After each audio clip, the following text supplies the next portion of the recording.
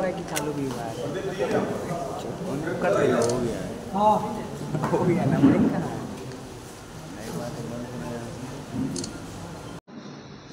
बहुत कम प्रतीक्षा में ही हमारे अखिल भारतीय कांग्रेस कमेटी के मीडिया विभाग के चेयरमैन और खासकर मेरे चेयरमैन सीधे दिल्ली से पटना एयरपोर्ट और पटना से सीधे आपके पास आए हैं। बार बार और दूर से आप इनके सुनते रहते हैं। पिछले विधानसभा चुनाव में लगातार इनका हमें आशीर्वाद प्राप्त होता रहा और आप सबों से ये बात करते रहे, आगे बात भी करेंगे। आदरणीय श्री पवन खेरा साहब इस मंच पे चुनाव के लिए लगातार बिहार में बने हुए हैं। हमारे बड़े भाई राष्ट्रीय प्रवक्ता श्री आलोक शर्मा जी मंच पे, विधान पार्षद प्रेमचंद मिश्रा जी हैं, लाल बाबू लाल जी हैं, संजय यादव जी हैं, मधुबाला जी हैं और दिल्ली से दो और हमारे प्रवक्ता लगातार हमारे साथ काम करते रहे हैं, नासिर हुसैन साहब और वैभव त्रिपाठी जी, मधुबाला जी हैं, मुन्नन साहब हैं, अम्बुज किशोर झा जी हैं, तमाम लोग हैं।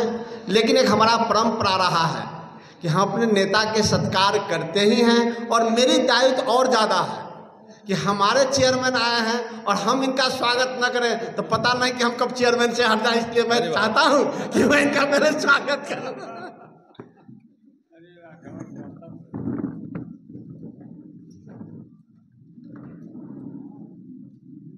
इतना क्रूर आदमी नहीं बहुत खूबसूरत सर मिथिला का पाग है तो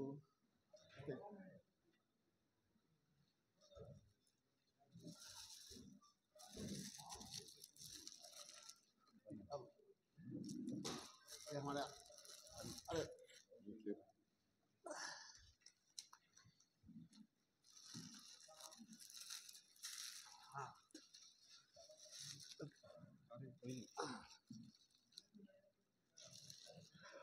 थैंक यू। अब हम समय अगर ज़्यादा लेंगे तो आप हमें बोलने नहीं देंगे, इसलिए हम अपने नेता से आग्रह करते हैं सीधा संवाद आपसे करें। धन्यवाद राजेश जी, आपने सबका परिचय करा ही दिया है तो मैं फिर समय और उस पर नहीं लगाऊंगा। आज ये 20वां राज्य है जिसमें मैं आया हूँ। 19 राज्य कर चुका हूँ अब तक इस चुनाव प्रचार में पिछले 2 महीने में। सब जगह एक बदलाव की आंधी चल रही। मैं ईमानदारी से आपसे बोलना चाहूँगा कि जब प्रथम चरण हो रहा था ऐसी उम्मीद मुझे तो नहीं थी कि इस तरह की आंधी चलेगी, लेकिन वो प्रथम चरण से बढ़ते बढ़ते मेरे ही राज्य से शुरू हुई, राजस्थान से, और महाराष्ट्र तक आते आते वो आंधी तीव्र होती गई, बढ़ती गई। उसका प्रभाव उत्तर प्रदेश, गुजरात, असम, उड़ीसा, हर जगह आपको देखने को मिल रहा है। आप पत्रकार हैं, आपका नेटवर्क हमसे कहीं ज़्यादा होता है, आप लोगों को हमसे ज़्यादा त्वरित सूचनाएं मिलती हैं और पक्की सूचनाएं मिलती हैं, तो आपसे ये मैं इस पे क्या बोलूँ। लेकिन जो 3 भावनाएं मैंने पूरे देश में देखी और महसूस की, वो भावनाएं मैं आपसे साझा करना चाहूँ। गुस्से की भावना बहुत ज़्यादा थी। नौजवानों के मन में बहुत गुस्सा है, शायद बेरोजगारी को लेकर हो और पेपर लीक को लेकर हो। लगातार उनको लगता है कि उनके हितों पर हमला हुआ है पिछले 10 सालों। दूसरी भावना, जो मिडिल एज हमारी उम्र के लोग होते हैं, दुख की थी। दुख इस बात का लोगों के मन में है कि जिस व्यक्ति में, जिस पार्टी में, जिस सरकार में निवेश किया अपने वोट के माध्यम से, अपने विश्वास के माध्यम से, अपनी निष्ठा के माध्यम से, वहां से धोखा मिला। तो गुस्सा और दुख, ये 2 बड़ा खतरनाक भावनाएं होती हैं। पति पत्नी में भी अगर आपस में झूठ हो, धोखा हो, तो आप जानते हैं क्या होता है। देश का राजा अगर धोखा दे जाए तो फिर मामला बहुत संगीन हो जाता है, आने वाली नस्लें तक बर्बाद होती हैं। यहाँ लोगों के मन में एक भावना है कि देश के राजा ने, यहाँ साहब हमारे इस देश के राजा ने, अब तो राजा नहीं है, अब तो अपने आप को भगवान का अवतार मानते हैं। राजा तो पहले थे, आए थे तो बोले मैं प्रधान सेवक हूँ, 5 साल बाद बोले शहंशाह, पूरे शहंशाह की तरह, राजा की तरह चलने लगे। अब जाने लगे हैं तो साहब विष्णु का अवतार, भगवान का अवतार बायोलॉजिकल तो है ही नहीं, सीधा आए हैं ऊपर से। तो आप सोचिए 10 साल में 16 लाख करोड़ इन्होंने अपने दोस्तों पर लुटाए, अरबपतियों को और अरबपति बनाया। देश की ये स्थिति हो गई जिसको हम आत्मनिर्भर भारत का नारा दिए थे, हमारे नरेंद्र मोदी जी ने दिया था। उस देश में, उस आत्मनिर्भर भारत में 80 करोड़ लोग मुफ्त अनाज पर निर्भर हो गए। ये है आत्मनिर्भर भारत की हकीकत। ऐसे में जब राहुल गांधी ने भारत जोड़ो यात्रा निकाली या भारत जोड़ो न्याय यात्रा निकाली, यहाँ तो काफ़ी वक्त, कितने 6-7 दिन थे यहाँ बिहार में, काफ़ी वक्त यहाँ गुजारा, 7 दिन, और उसका निचोड़ जो हमारा न्याय पत्र है, इसके बारे में यहाँ रोज़ चर्चा हुई है, मुझे मालूम है, उसका निचोड़ था, लोगों से संवाद का निचोड़ था, किसानों से संवाद का निचोड़ था, पत्रकारों से संवाद का निचोड़ था, नौजवानों से था, दलितों से था, शोषितों से था, आदिवासियों से था, पिछड़ों से था, मध्यम वर्ग से था, व्यापारियों से था, महिलाओं से था। उसी का आपको जो एसेंस है, जो निचोड़ है, वो हमारे न्याय पत्र में दिखता है, हमारी गारंटीज में दिखता है। और जब से वो गारंटीज लोगों तक पहुंचनी शुरू हुई, देश का राजा बौखलाता चला गया। अब तो ऐसी ऐसी बातें करते हैं, सुनकर हंसी भी आती है और दुख भी होता है। अब कोई घर का बुजुर्ग ऐसी बात करता है तो दुख होता ही है। हमारे घर में कोई बुजुर्ग ऐसी बात करे तो हम तुरंत डॉक्टर को फ़ोन करेंगे, साहब आइए थोड़ा देख लीजिए क्या बातें कर रहे हैं। चुनाव 10 साल की आपकी रिपोर्ट कार्ड पे होना चाहिए था, चुनाव आपके मैनिफेस्टो पे होना चाहिए था, चुनाव हमारे मैनिफेस्टो पे होना चाहिए। किस पे चल रहा है चुनाव मोदी जी के लिए? मीट, मछली, मंगलसूत्र, मुसलमान और आज हो गया मुजरा। अब ये चुनाव लड़ने के मुद्दे हैं, मुझे बताइए। ये देश के प्रधानमंत्री हैं, इस देश के प्रधानमंत्री के पद की जो मर्यादा होती है, ये देश नहीं है, सभ्यता है। इस सभ्यता के प्रधानमंत्री के पद पे बैठने का जिसको अवसर 2 बार मिला हो, वो अपने पद को, अपने कद को ऐसे गिरा देगा, ये देखकर दुख होता है, बहुत दुख होता है। हमने तो आज आग्रह किया है अमित शाह साहब से भी और नड्डा साहब से भी, ये हो गया चुनाव प्रचार बहुत, अब इनका इलाज कराइए। ये ठीक नहीं है, क्योंकि ऐसी बातें शोभा नहीं देती। अब 6 चरण तो हो गए, जो होना था हो चुका है, मोदी जी भी जानते हैं वो हो चुका है जो होना था। अब 7वें चरण तक आते आते पता नहीं क्या क्या बोल जाएंगे। विश्व देख रहा है, विश्व सुन रहा है, हंस रहा है हम पर, ये चिंता है हमें। सबसे ज़्यादा जो चर्चित हमारी गारंटी है पूरे देश में, वो 30 लाख नौकरियों की गारंटी है, भर्ती भरोसा की गारंटी है, पहली नौकरी पक्की की गारंटी। और जो दूसरी सबसे चर्चित हमारी गारंटी है, वो गरीब परिवार की महिला के खाते में महालक्ष्मी योजना के तहत जो 1 लाख रुपया हर साल जमा होगा, वो गारंटी। उसकी चर्चा पूरे देश में हो रही। पेपर लीक को रोकने के लिए कानून बनाने की जो हमने गारंटी दी है, उससे लोग उत्साहित हैं, नौजवान उत्साहित हैं। किसानों के एमएसपी को कानूनी दर्जा देने का जो गारंटी है, उससे किसानों में बड़ा एक हर्ष और उल्लास की लहर है। फिर जो हमारे खड़गे साहब ने इतने दौरे किए तो उनको आभास हुआ कि ये 5 किलो अनाज कम है, 10 किलो अनाज की आवश्यकता इस देश को अब है, इसलिए वो देना ज़रूरी है। और कोई एहसान नहीं है ये सारी बातें करके इस देश पर कोई एहसान नहीं चढ़ाने, जैसे मोदी जी चढ़ाते हैं। मोदी का अनाज, मोदी का नमक, ये सब नहीं है। देश का ही अनाज है, देश को ही वापस दे रहे हैं। इस देश की स्थिति ये हो गई पिछले 10 साल में कि ये 10 किलो अनाज देना आवश्यक है, ये सहारा देना आवश्यक है इस देश को। इसकी आवश्यकता बढ़ गई। आपसे चर्चा आपसे करना चाहता था, अब आपके सवाल में लेना चाहूँगा। ये आज प्रधानमंत्री आए और उन्होंने कहा कि अपने एनडीए गठबंधन की जीत का दावा किया उन्होंने, और उन्होंने कहा कि अब कांग्रेस के जो सरकारें हैं वो वोट का टीका आगे की तरफ छोड़ेंगे और विदेश छुट्टियों पर चले जाएंगे। अब बताइए, ये प्रधानमंत्री के पद की गरिमा है इसमें कहीं भी? गलती प्रधानमंत्री करते हैं, चुनाव आयोग नोटिस नड्डा जी को देता है, तो कौन किसके सिर पे किसका ठीकरा फोड़ता है वो आपके सामने है। अब बेचारे नड्डा जी का क्या मतलब बताओ? मुंह से गलत शब्द प्रधानमंत्री के निकलते हैं, चुनाव आयोग के हाथ कांपते हैं प्रधानमंत्री को नोटिस, वहां से फोन आ जाता होगा, और बेचारे नड्डा जी हैरान हो जाते हैं मुझे नोटिस किस बात का आ गया। जिसको ये शहंशाह कहते हैं, शहजादा कहते हैं, वो शहीदजादा है इस देश का। मोदी जी कान खोल कर सुन लें, राहुल गांधी इस देश का शहीदजादा है। शहजादा तो एक ही है इस देश में, जिसको बल्ला पकड़ना नहीं आता लेकिन बीसीसीआई पूरा कंट्रोल करता है, अमित शाह जी का बेटा, उसका नाम जय शाह है। तो शहजादा कौन है मोदी जी जानते हैं। खैर बोलने दीजिए, 4 जून तक तो बोलने दीजिए, उसके बाद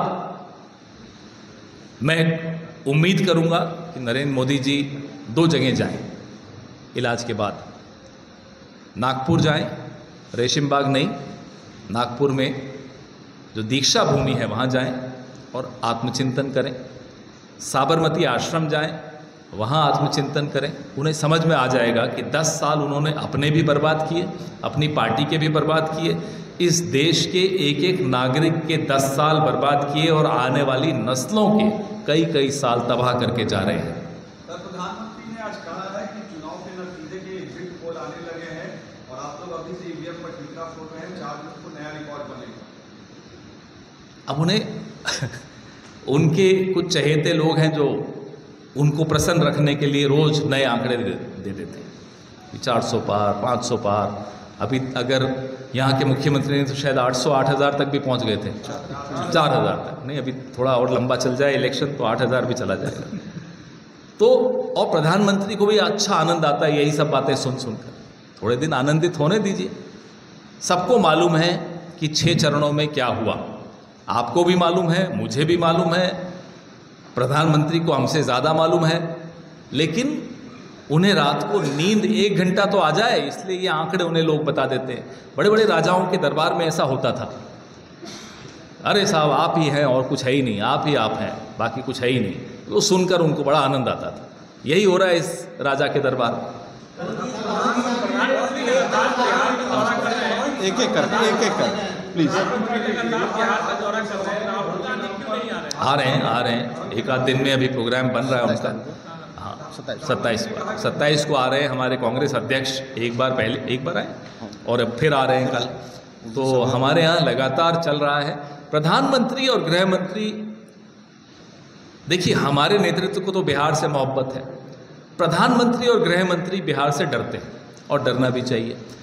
यही बिहार था जहां जनसंघ ने कर्पूरी ठाकुर साहब को की पीठ में छुरा घोंपा था जब मुंगेरी लाल कमीशन लागू करने की बात हुई थी।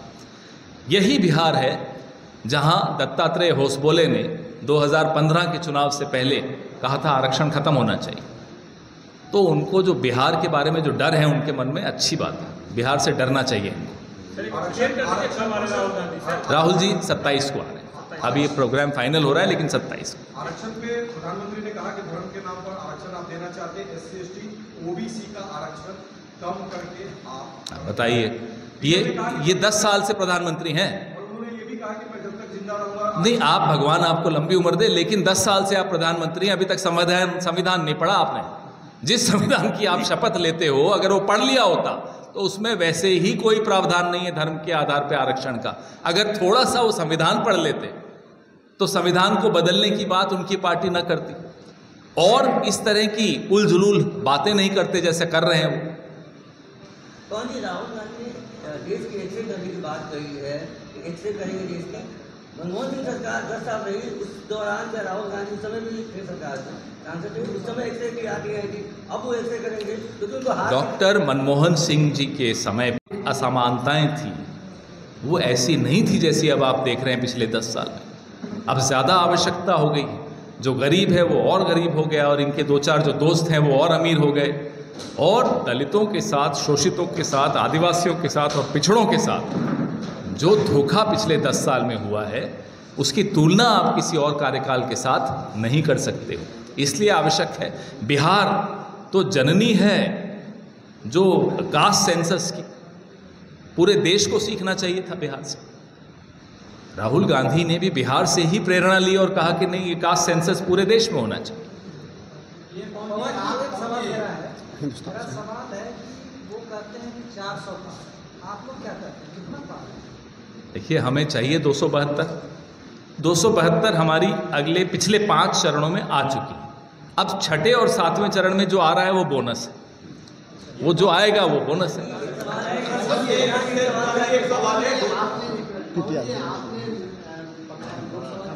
प्रधानमंत्री के नागपुर जाने की बात कही, नड्डा जी बोल रहे हैं कि हम लोग को अब आरएसएस की जरूरत नहीं है और भाजपा सक्षम है चुनाव लड़ने के। अब आपने देखा 2014 में जब नरेंद्र मोदी जी राष्ट्रीय राजनीति में आए, अपने राज्य से बाहर आए, तो बोले मुझे अब अडवाणी जी की और मुरली मनोहर जोशी जी की ज़रूरत नहीं है।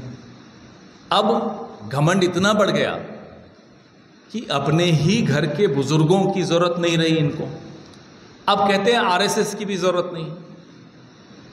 हम तो हैरान हो जाते हैं सुनकर, और आरएसएस भी बड़ी परेशान है सुनकर। उनके यहाँ से भी कुछ स्टेटमेंट आया है, उन्होंने भी अपने लोगों को कह दिया है कि भाई जिसको वोट देना है दे दीजिए, ज़रूरी नहीं है भाजपा को देना। ये एक, मुझे लगता है एक ऐसे व्यक्ति का अहंकार बोल रहा है जिसकी आंखें उस अहंकार में बंद हो चुकी, कान बंद हो चुकी, सिर्फ मुंह चल रहा है, सब कुछ बंद है बाकी। सर, हेमंत शर्मा ने कहा है कि हाँ, क्या नाम लिया आपने, बढ़िया आदमी का नाम। 400 पार का नारा देकर आप लोग उसमें फंस चुके हैं। कोई कह रहा 300 नहीं आएगा, कोई कह रहा 400 नहीं आएगा, लेकिन सरकार बनाने के लिए तो 272 चाहिए और वो पा चुके हैं। इसकी बात तो आप लोग कर नहीं रहे। तो हेमंता बिस्वा शर्मा जानते हैं ना कि 400 झूठ था, 300 भी झूठ है, 250 भी झूठ है, 220 भी झूठ है। 200 से नीचे आ जाइए, अब 180 से नीचे आना शुरू करिए, वहाँ भारतीय जनता पार्टी खड़ी है आज की तारीख में।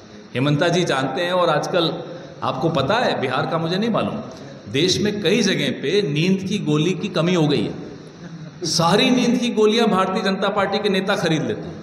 आसाम में तो बहुत ज़्यादा परेशानी है, सारी हेमंता जी के घर जाती है नींद की गोलियां। अब मैं समझ सकता हूँ जिसके खिलाफ ईडी सीबीआई में इतने मामले लंबित हों, उसको डर तो होगा कि अब केंद्र में जब नई सरकार आएगी तो हेमंता जी, हमारी पार्टी में तो अब दरवाजे बंद हो चुके हैं आपके लिए, अब आपके लिए कहाँ के दरवाजे खुले हैं मैं खुद बोलना चाहूँगा तो भी नहीं बोलूँगा, लेकिन आप समझ गए होंगे। तिहाड़ भी दिल्ली में है, ऐसी बात नहीं, दरवाजे कई जेलों के उनके लिए खुले हैं। यशवंत सिन्हा ने एक सवाल खड़ा किया है कि इंडिया गठबंधन को अपना प्रधानमंत्री का चेहरा तय कर लेना चाहिए, तो 4 जून को रिजल्ट आएगा, अगर सिंगल राजनीतिक पार्टी भाजपा बनती है तो शपथ उन्हें दिलाया जा सकता है और हॉर्स ट्रेडिंग हो सकता है। तो आप लोगों ने कोई नेता तय नहीं, हमारे यहाँ जो प्रक्रिया होती है हर पार्टी की और एक गठबंधन की, वो प्रक्रिया शुरू से चल रही है, ऐसी बात नहीं कि नहीं हो रही प्रक्रिया। और गठबंधन इस देश में 10 साल तक स्थिर गठबंधन की सरकार डॉक्टर मनमोहन सिंह ने दी थी, उससे पहले 5 साल नरसिम्हा राव जी ने दी थी, उसके बाद अटल जी ने भी 5 साल गठबंधन की एक सरकार स्थिर सी दी थी, इसमें कोई शक की बात नहीं। तो हमें गठबंधन का राजधर्म आता है, गठबंधन का धर्म आता है, इसलिए कोई दिक्कत आएगी नहीं इसमें। राहुल गांधी की सर कार्यक्रम के बारे में कोई डिटेल करने पटना में रोड शो है या एक सेकंड, मुस्लिम तुष्टीकरण का आरोप लगाती सीधा भाजपा, कश्मीर में इस समस्या का समाधान कर दिया, शांति है। शांति है, एक सेकंड, कश्मीर में शांति है, उनके हिसाब से शांति है, हाँ, ये बात ठीक। जो आदमी के पत्थरबाजी वाली वो तो नहीं आता है, उनका आरोप है कि मुस्लिम तुष्टीकरण, कांग्रेस ने सीधा आरोप लगाया। आप क्या कहते हैं? पत्थरबाजी सबसे ज़्यादा शुरू कब हुई? 14 से 16 और 17 के बीच में, इसलिए पत्थरबाजी हमारे वक्त बहुत कम थी, और जब थी तब भी एक चुनी हुई सरकार थी, इसलिए ये मत कहिएगा कि पत्थरबाजी इन्होंने काबू कर ली, बिल्कुल गलत है ये। नंबर 2, अब मुझे बताइए, तभी मैं कहता हूँ बड़े बहकी बहकी बातें मोदी जी करते हैं। एक दिन रैली में बोले सब कुछ मुसलमानों पे लुटा देती, दूसरे दिन रैली में जाकर बोलते हैं मुसलमानों के लिए कांग्रेस पार्टी ने कभी कुछ नहीं किया। तो साहब या तो कल आप ठीक बोले थे या आज ठीक बोले हैं या दोनों ही दिन झूठ बोले हैं। तो प्रधानमंत्री की बातों पे आपको ज़्यादा गंभीरता से मत लीजिए, कोई फ़ायदा नहीं होगा। 5-6 दिन और हैं इनके। रही बात तुष्टीकरण की, इन्होंने कहा कि हमारे मैनिफेस्टो में लिखा है। हमारे मैनिफेस्टो में कहीं हिंदू मुस्लिम शब्द का जिक्र अगर हो तो प्रधानमंत्री जी हम सब राजनीति छोड़ देंगे, और अगर नहीं है तो आप माफ़ी मांगिए देश से और राजनीति छोड़ दीजिए। नहीं छोड़े मत छोड़िए, 4 जून को वैसे ही जाने वाले हो। सर, राहुल गांधी जी का क्या कुछ कार्यक्रम है? हाँ, अभी बताया मैंने आपको, अभी लगभग तय है 27 तारीख का, फाइनल उसको शेप दे रहे हैं। राजेश जी, आलोक जी, प्रेमचंद जी, ये लोग आपसे बताएंगे। रोड शो है सर, क्या सभा है? अभी तय नहीं है, ये अभी तय नहीं है, लेकिन जो भी है जॉइंट है।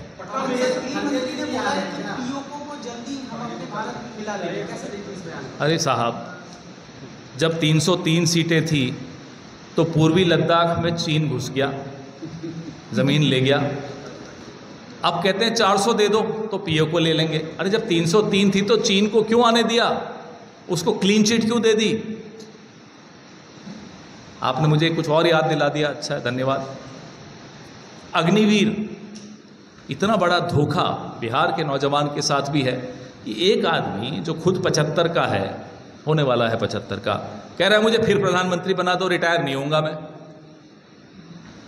और देश के जवान, बिहार के जवान 24 की उम्र में रिटायर होकर घर बैठ जाएंगे। ये है अग्निवीर। ये भी राहुल गांधी ने एक गारंटी दी है कि हमारी सरकार बनते ही ये अग्निवीर योजना को हम खत्म कर देंगे। जी, आपके यहाँ से कोई कुछ पूछ रहा था, हो गया? 370 खत्म हुआ है, फिर भी जो कश्मीर के खासतौर पर आतंकवाद प्रभावित क्षेत्र थे वहाँ मुसलमानों की लंबी कतार देखी जा रही है, तो मुसलमान लोग तो इससे कहीं न कहीं असंतुष्ट है। 370 मुझे नहीं मालूम कि वो क्यों किसको वोट दे रहे हैं, लेकिन कश्मीर की जो स्थिति है वो आपके सामने है। अभी पिछले हफ्ते मेरे राजस्थान से 2 पर्यटक, उन पर हमला हुआ, एक सरपंच पर हमला हुआ, उसको मार दिया गया। लगातार कश्मीरी पंडितों पर हमला हो रहा है, लगातार स्थानीय नागरिकों पर हमला हो रहा है, लगातार सुरक्षा बलों पर हमला हो रहा है। और भारतीय जनता पार्टी पूरे कश्मीर में चुनाव खुद क्यों नहीं लड़ रही? ज़रा पूछिए ना इनसे। इतनी हिम्मत नहीं है कि चुनाव लड़ सके, क्यों बताइए? धन्यवाद।